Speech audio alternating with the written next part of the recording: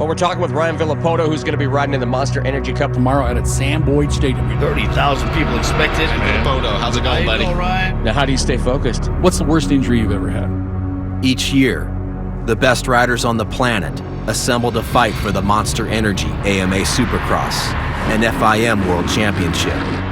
Their 17-round saga will take place over 5 months in stadiums across North America.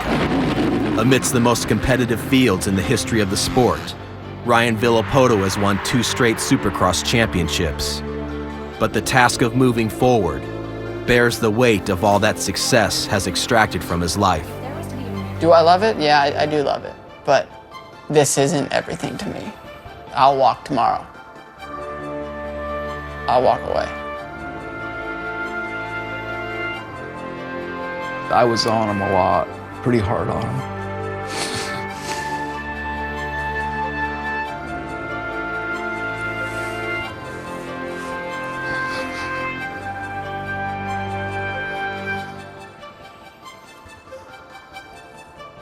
I gotta get a drink. What do you think of Twitter? How do you train? And now that you're a top dog, do you feel more pressure? What do you think is the biggest misconception of your sport? In attempting to acquire a 3rd straight Supercross title in 2013, Villopoto is chasing a feat only previously accomplished by Ricky Carmichael, Bob Hanna, and 7-time champion Jeremy McGrath. But it is a goal that comes secondary to the hope of reuniting his family. You look at basketball players, all the movie artists, every single person you think of fires their mom or their dad as their manager. I might have hugged him a lot more and said, you know, I love you. After 20 years of racing, each task begins with the thoughts of all that can and has gone wrong. Villopoto went down, cartwheeled. A big end over end. There is nothing Ryan can do today that will guarantee success. Tomorrow will be the same. Confidence only comes from daily excellence amidst the grind. If anybody was to say that he's not the right guy or a good ambassador for the sport, then doesn't understand a champion. How can you be a better example than to get knocked down, get back up, and win again? Dan and Chris Villopoto brought home their first child, Ryan, in the summer of 1988. Their first home was located in the town of Paulsbo, Washington. Known for its harbors, Scandinavian influences, and high amounts of precipitation, it seems an unlikely origin for a Supercross champion. The town was chosen for its beauty by Dan's father while traveling through the Puget Sound as the captain of an Alaskan fishing vessel. It was just the way of life that we got brought up into it. My dad raced, my uncle raced, my grandpa still rides. Motocross families in general are probably closer than most because you're like together 24 hours a day, sleeping at the track, and I mean, it's fun. You know, it took a few years, 3 years for him to get going fast, but I knew from the very get-go as him racing 60s, all right, well, he's gonna be a professional. Unknown to most parents at the beginning, the journey of taking a kid with racing potential to the pros will cost them more than $500,000 and years on the road. For the Villopotos, these costs were paid while constantly losing to Ryan's childhood rival, Mike Alessi. Ryan Villopoto was an amateur racer, never won a race when they raced against us. Never. That creates a lot of hard feelings and animosity. Ryan chasing Mike, he knew Mike was faster than him. Mike beat him straight up most of the time. It just made Ryan be pushed that much harder. I'd tell Ryan all the time, try harder, put more effort into it. It never ended. It was just a grind. As Ryan showed more potential, he began to receive racing support, first from Yamaha, then from Kawasaki. But with financial support comes the expectation that the rider will perform at races all over the country, like Loretta Lynn's and Ponca City. 2 weeks before we went to Ponca, my dad had got diagnosed with cancer, and he was really into Ryan's racing. I said, we're going on the road to Ponca and Loretta, Dad, and I'll come back and get you, and then I'll take you home. We were sitting in line at Ponca when my dad died. Adding to the obstacles of their amateur racing program, Dan Villopoto's kidneys began to fail during Ryan's 80cc racing career. Refusing to put the racing schedule on hold, the waste that his kidneys normally filtered from his blood grew to a deadly level. The doctor says, if you don't go get this done and get on dialysis, you're gonna die in a week. That's what they said. So. He said, I need a list of all the dialysis centers because I'm going. He said he would rather die than quit. And I remember having to schedule dialysis every 2 days on the road from here to Tennessee to Oklahoma. I told Ryan a couple times, I said, hey, let's quit this. Buy a ski boat. Do something else, you know. And he'd just keep saying, no, I'm racing. I said, okay, let's go. Let's get it done. Well, I've never really seen my dad cry. The only time I've seen him cry is when something with Ryan happens. People can sit and judge and say my parents are irresponsible about putting all their efforts in a kid in a dirt bike, but my parents knew if Ryan didn't make it, what else would Ryan do? Not to be mean to my brothers or anything, they just never liked school and they barely got through grade school. I feel like it's the greatest gift that my parents could have gave my brothers, is to back what they wanted to do. Make sure your approach is right, that you're pumped to have these because these are tough for you. The more you push away and you hate that, you're tinkering. So embrace the conditions because that's the only way you adapt to it. While training, Jake Weimer must walk the border between hope and despair. He, Ryan Villopoto, and their trainer Alden Baker are preparing for the 2013 Supercross season on Villopoto's property in Florida. Ryan Villopoto has done it! Victory goes to Ryan Villopoto! Villopoto has won the last 2 Supercross championships. On average, rides a Supercross track 1 to 2 seconds faster than Weimer, and is the main focus of Baker's attention. We're doing this interview right now because of Ryan. It's for Ryan's show, right? If it bothers me that bad, I need to go win. Ryan motivates himself out of how much he can stomp his foot down. I have the #1 plate, I own everyone. And then Jake, what are his options? Could you go back to California and be on your own? Or accept the challenge, embrace that almighty thing that you have weighing on you in a way. The shadow where Jake Weimer currently spends his 9-to-5 workout sessions is the place where Villopoto's younger brother Tyler lived for the first 17 years of his life.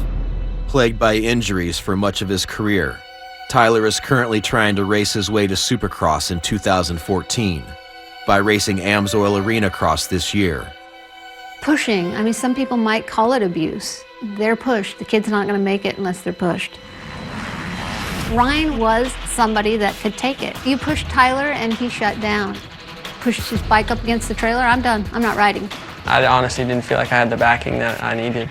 You see all the attention that your brother's getting and the support from your parents. I rebelled and resented it and turned my back myself and tried to run the other way and do it myself, but as a kid, that's not gonna work.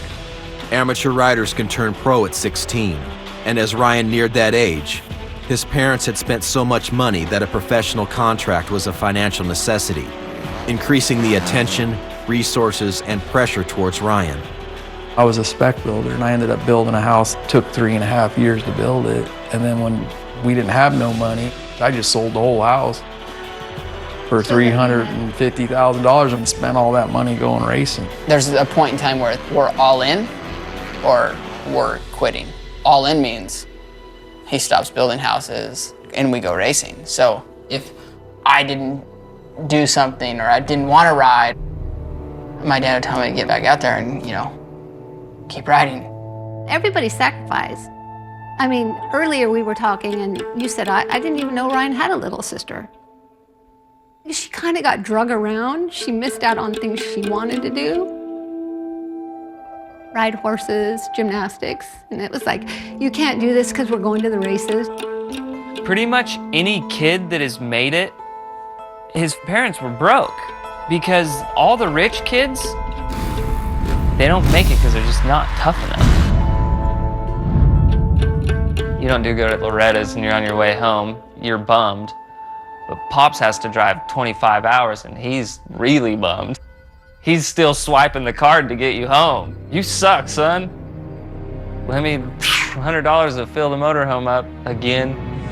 After losing to Michael Lessie for nearly all of his amateur career, the sacrifices of the Villopoto family finally paid off when Ryan won his first Loretta Lynn's amateur championship in 2005 and signed a contract with the most dominant race team in the 250 class, Pro Circuit.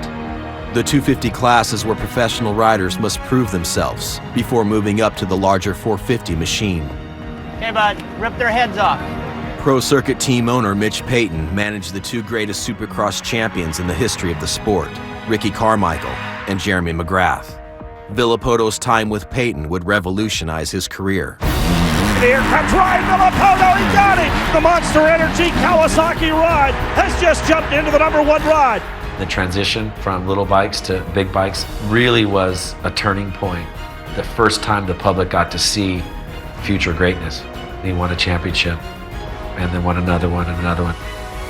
During Ryan's rookie season in 2006, he finished 3rd overall in Supercross and won an outdoor national championship. No rider in history has matched the success that Ryan achieved in 2007. He won the West Coast 250 Supercross Championship, the Outdoor National Championship, and the overall victory at the Motocross of Nations. Can you imagine being on a 250F against the best in the world of 250s and 450s, and then you hole shot both motos, and then you lead every single lap, both motos? Like, that kid killed it. Phenomenal. I'm saying it might not ever happen again. It's a perfect recipe for disaster. Making 6 figures. Well, then about 17, what's that mean? Ooh, girls, right? Then you're in Southern California. Ooh, yeah. Junior, you don't want to live with mom and dad anymore. I don't know that I've really met an 18-year-old. Do you want to live at home right now? No. That wouldn't matter if the parents were loaded, but they're not. You done spent everything you had, and there's other siblings. It's a recipe for disaster. The older you get, the contracts, the money, does it get harder with family? Yeah, it does. You have all those people that come up to you and say, oh, I wish I had your life, or I wish I was in your shoes. Well, it's not as glamorous and easy as it looks, that's for sure. For Supercross racers, maturity is forced at an early age. At 16, 17, and 18 years old, Ryan Villopoto was the primary source of income for his family. Ryan Villopoto wins another one! 2 years into racing for Mitch Payton in the 250 class, Villopoto claimed 3 championships and was widely regarded as one of the best racers in the world. Years earlier, his father Dan had liquidated his Washington-based construction business for the sake of Ryan's amateur career and had relocated the family to Southern California. You're able to turn pro at 16. And if you sign a deal for 200 grand, you're 16, but you actually become 21. Just like that. That's basically the way that the parents have to start looking at it. Well, you're doing this for media, you're doing this, you have to go here, you have to fly there. Now it's a job, it's real. You're supposed to do that and then not do these other things. Go to parties, you know, whatever it is. You're supposed to not do that, but you have to fulfill all those other obligations. I mean, we started butting heads then. Mainly at that time it was with my mom. Were we strict? Yeah. But I think he wouldn't be where he's at unless that strictness was there. Would I do some things different? I might have not been any less strict, but I might have hugged him a lot more and said, you know, I love you. You don't think you did that enough? You did it. Yeah, I did it, but just let him know that, you know, I don't know. I remember there was one really big fight, and it was the first time I've ever seen Ryan cry. And my cousin looked at me and said, you guys are moving.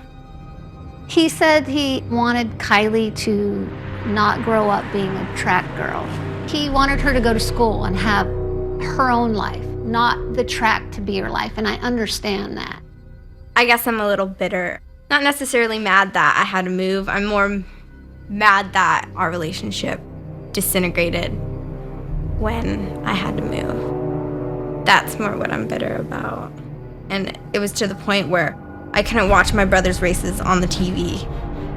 Following the departure of his mother and sister to the family home in Washington, Dan remained in California for 2 years, serving as Ryan's practice bike mechanic. In that time, Ryan won a 4th championship in the 250 class and suffered a harsh transition to the 450 class in 2009. His fitness wasn't the best fitness. I don't think it's a secret. Down goes Villopoto. Well, that dropped Villopoto down to 12. The year included a 3-race absence due to mono and 5 races in which he finished outside the top 5. Villopoto currently running at 14. On top of his fitness, Villopoto struggled to understand and apply the new language of suspension settings necessary to handle the increased power of his 450 machine.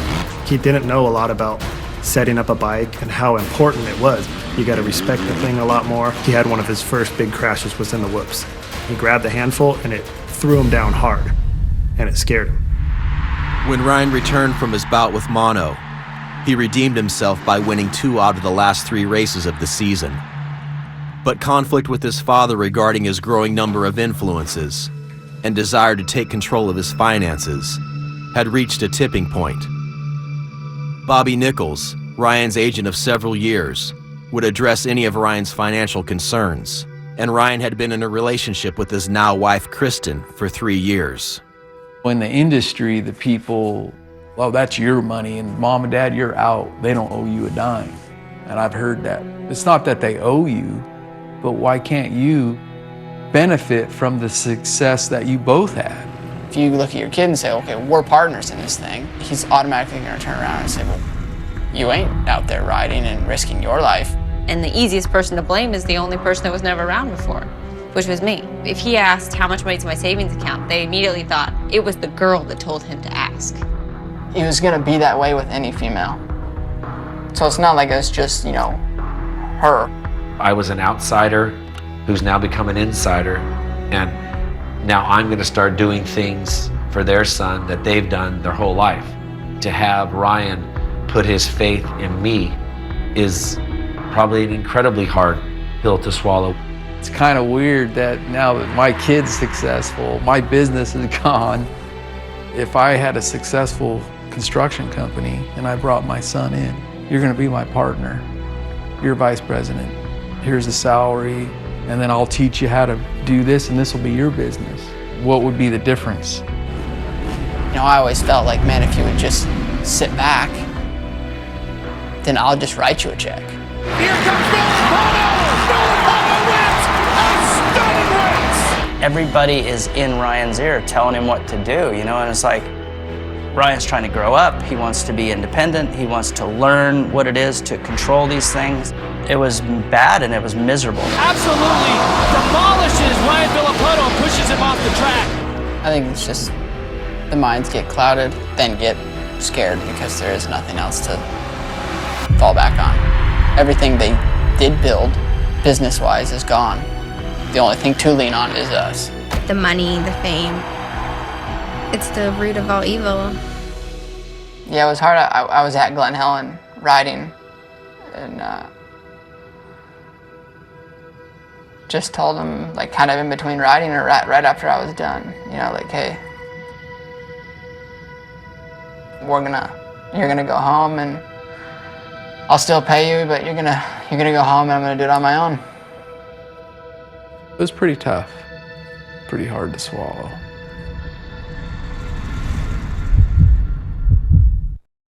Villopoto, deep in the field, trying to fight his way through. After finishing 6th overall in the 2009 Supercross season, Ryan Villopoto's physical condition was further exposed when he tore his ACL 2 weeks into the summer. Between 2008 and 2010, Villopoto went through 3 trainers and parted ways with his mother and father, who had provided much of the daily structure throughout his amateur career. Kristen, Ryan's current wife and girlfriend at the time, was awarded the task of reinstating a successful daily routine. When we first met, they all seemed to have a pretty good relationship. Once I came around and then that all kind of tore apart, I kind of felt responsible. And I mean, to this day, I kind of still do feel responsible. I just started doing everything I could at that point for Ryan, making sure that everything in the house was cleaned up, every flight was booked. If his trainer said he can only eat fish every day, it's got to be prepared this way, you better believe I'm doing that. If I have to get on the bike with him, I'm gonna go, or at least I'm gonna push him out the door. In the 2010 Supercross season, Villopoto lost to incoming rookie Ryan Dungey the opening 3 rounds. But after charging past Josh Hill and Dungey at round 4 in San Francisco, Villopoto won 6 out of the next 8 races and closed within 11 points of Dungey's championship lead. Ryan Villopoto lights the candles and takes a win. He just reeled them off one after another, and he was leading start to finish. Then we get to St. Louis, and Dungey had the whole shot, and Ryan was riding great. Villopoto's charging. The 2 is coming after him. These 2 title heavyweights know it's mano a mano. Ryan knew he needed to get by him, and he tried to make an aggressive move. Now Villopoto runs him in hard, takes him down. The 2 leaders go down. Villopoto's your leader. Dungey, if I was him inside that helmet, I would be so fired